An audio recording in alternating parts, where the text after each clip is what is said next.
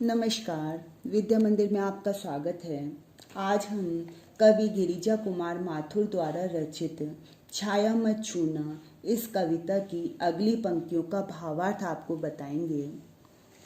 यश है या न वैभव है, मान है न सरमाया, जितना ही दौड़ा तू उतना ही भरमाया।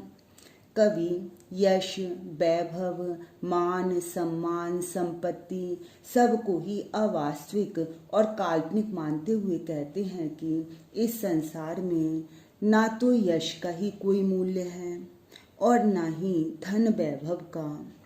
मान है न सरमाया और ना ही मान सम्मान से कोई संतुष्टि होती है और ना ही पूंजी माया से ना ही पूंजी से कोई संतुष्टि होती है। जितना ही दौड़ा तू उतना ही भरमाया।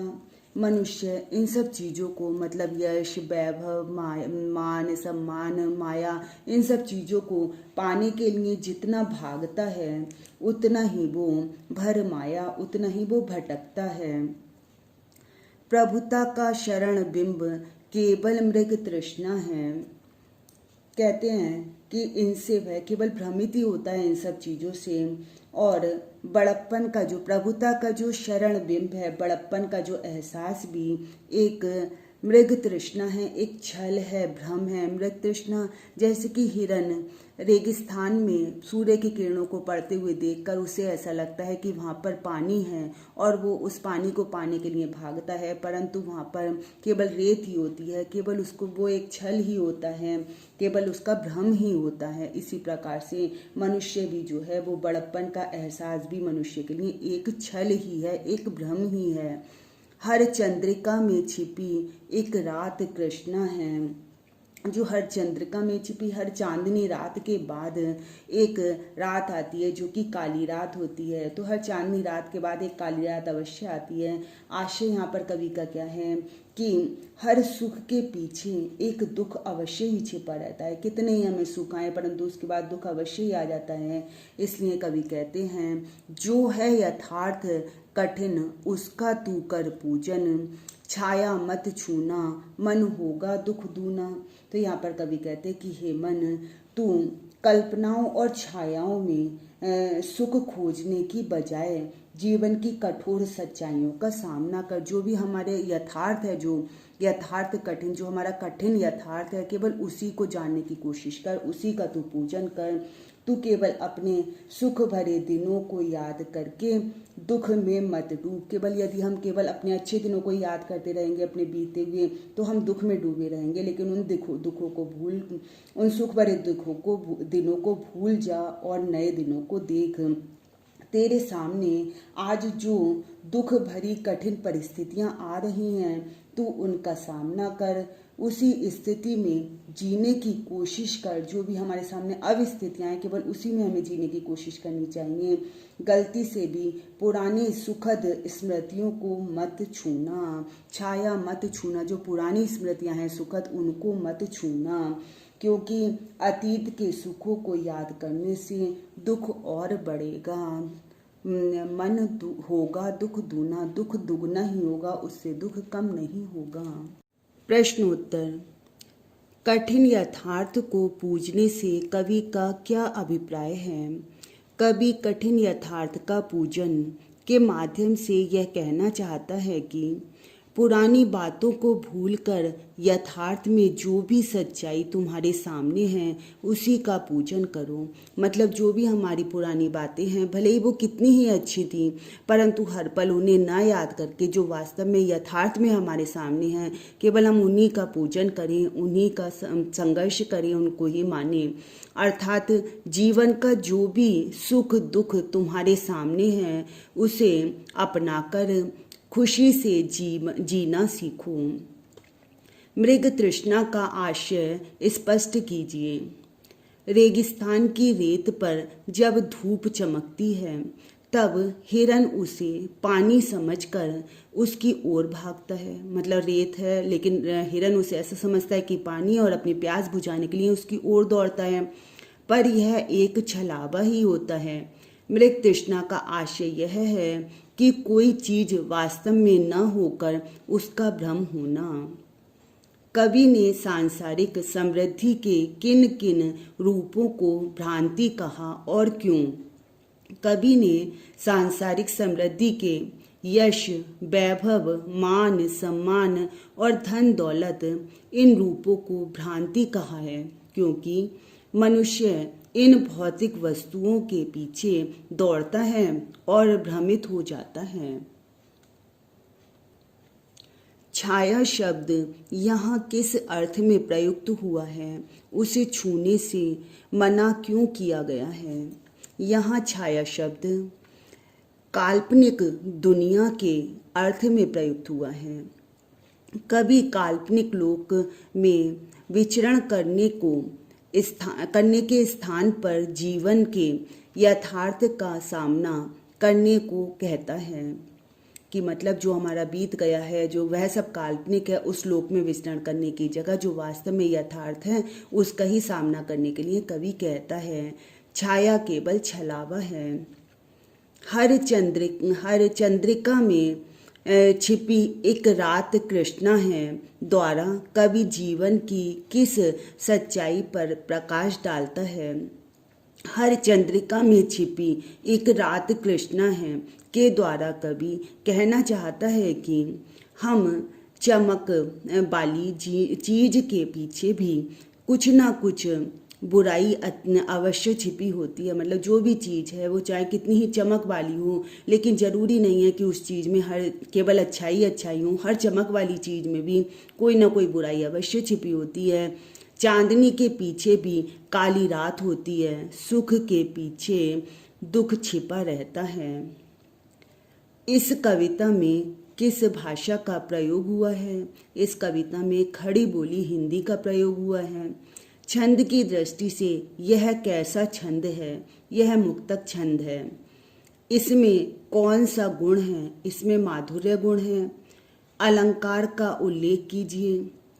होगा दुख दूना में अनुप्रास अलंकार है। कवि हमें आशावाद के सहारे जीने का संदेश देते हुए कहते हैं कि दुविधा हत साहस है, दिखता है पंथ नहीं, देह सुखी हो पर मन के दुख का अंत नहीं। कहते हैं कवि कि हे मनुष्य, तुम्हारी जो साहस है वो मन की दुविधाओं के कारण हत नष्ट हो गया है। जो तुम्हारा साहस है वो तुम्हारे मन में इतनी दुविधाएं हैं कि उसके कारण नष्ट हो गया है। दुविधाएं जैसे सफलता मिलेगी या असफलता मिलेगी, यह मार्ग कठिन है या यह मार्ग ठीक है या गलत है, यह सब दुविधाओं के कारण तुम्हारा साहस समाप्त हो गया है। दिखता है पंथ नहीं, और इस कारण तुम्हें अपना आगे का जो पंथ है, जो रास्ता है, वो भी दिखाई नहीं देता। देह सुखी हो पर मन के दुख का अंत नहीं। अब चाहे तुम देह मतलब शरीर से तुम कितने ही पूर्ण रूप से स्वस्थ हो, पर मन के जो दुख हैं, मन के दुखों का कोई अंत नहीं दिखाई दे रहा। मतलब सुख सुविधाओं के होते हुए भी तुम मन से प्रसन्न नहीं हो। दुख है ना चांद खिला, शरद रात आने पर क्या हुआ जो खिला फूल, रस बसंत जाने पर। अब कवि कहते हैं कि हे मन, तुम्हें इस बात का बहुत ही दुख है कि ना चांद खिला शरद रात के आने पर, कि जो है शरद ऋतु आ गई, शरद ऋतु की रात में भी चांद नहीं खिला। और क्या हुआ जो खिला फूल रस बसंत के जाने पर, और बसंत ऋतु के जाने पर के आने पर फूल नहीं खिला, और बाद में यदि यह फूल खिला तो उसका क्या लाभ। मतलब यहाँ पर कवि का आशय क्या है कि कवि के मन में यौवन काल में प्रिया का सामीप्य ना मिलने का बहुत ही दुख है। मतलब युवावस्था में अपनी प्रिया के साथ ना रह सका, इस बात का कवि को बहुत ही दुख है।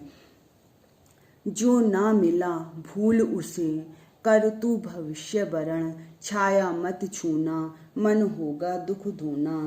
कवि कहते हैं कि माना कि तुम्हें उचित अवसर पर उचित प्रसन्नता ना मिली, लेकिन जो ना मिला भूल उसे, लेकिन जो तुम्हें नहीं मिल पाया अब तुम उसे भूल जाओ, उन असफलताओं को भूल जाओ और उसे कर तू भविष्य वरण। और अब तू जो है अपने आने वाला जो भविष्य है उस आने वाले समय को संवारने का प्रयत्न कर, वर्तमान का सामना करके भविष्य का नव निर्माण करो।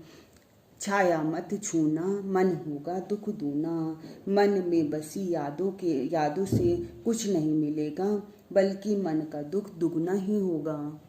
प्रश्नोत्तर।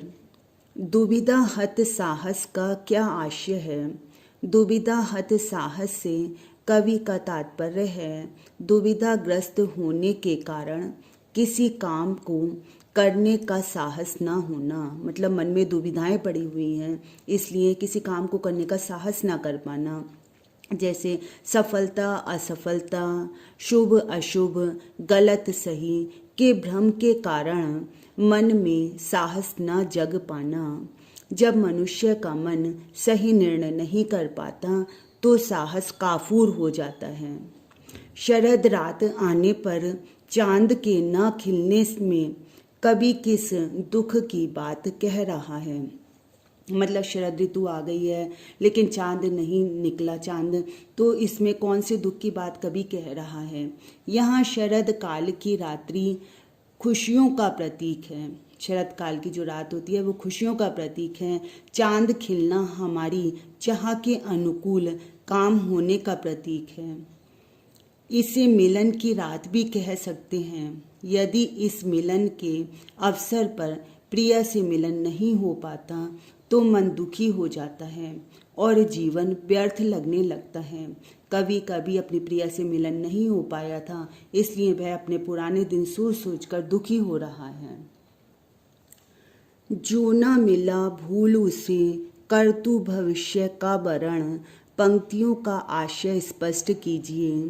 प्रस्तुत पंक्ति का भाव है कि जीवन में हमें जो नहीं मिल सका उसी के बारे में सोचकर शोक करना व्यर्थ है। मतलब जो मिला ही नहीं हमें उसके बारे में हर समय सोच सोच कर शोक करना व्यर्थ है। हमें अपने अतीत को भूलकर वर्तमान के बारे में सोचना चाहिए और भविष्य के नव निर्माण को अपनी प्रेरणा बनाना चाहिए। छाया मत छूना कविता का संदेश क्या है? कवि इसमें क्या संदेश देना चाहते हैं? छाया मत छूना मन कविता में कवि का संदेश यह है कि अप्राप्य के पीछे भागना व्यर्थ है। जो हमें प्राप्ति नहीं हो सकता उसके पीछे भागना व्यर्थ है। विगत जीवन के सुख को याद करके वर्तमान में दुखी होना उचित नहीं है। जो हमारा बीत गया जीवन उसी के बारे में सोचते सोचते वर्तमान को दुखी करना व्यर्थ है, उसको उचित नहीं है। हमें जीवन के कठोर यथार्थ को स्वीकार करना ही होगा। भूतकाल की सुखद छवियां हमारे मन को भ्रमित करती हैं। अच्छा तो यह है कि व्यक्ति अप्राप्य को भूलकर वर्तमान में जिए और भविष्य के नव निर्माण को अपनी प्रेरणा बनाए। इस कविता में प्रयुक्त प्रतीक का उल्लेख कीजिए। प्रतीकों का सशक्त प्रयोग किया गया है। चांद, शरद रात, फूल, बसंत, छाया सब प्रतीकात्मक शब्द हैं। चांद और फूल खुशियों के प्रतीक हैं। शरद रात और बसंत आनंद उत्सव के प्रतीक हैं। छाया मिथ्या सपनों और बीती यादों की प्रतीक है। मुझे उम्मीद है कि आपको छाया मत छूना इस कविता का भावार्थ एवं प्रश्नोत्तर अच्छी प्रकार से समझ में आए होंगे। आप इनको लाइक और शेयर कीजिए और यदि आपने सब्सक्राइब नहीं किया है तो इसको सब्सक्राइब कीजिए। धन्यवाद।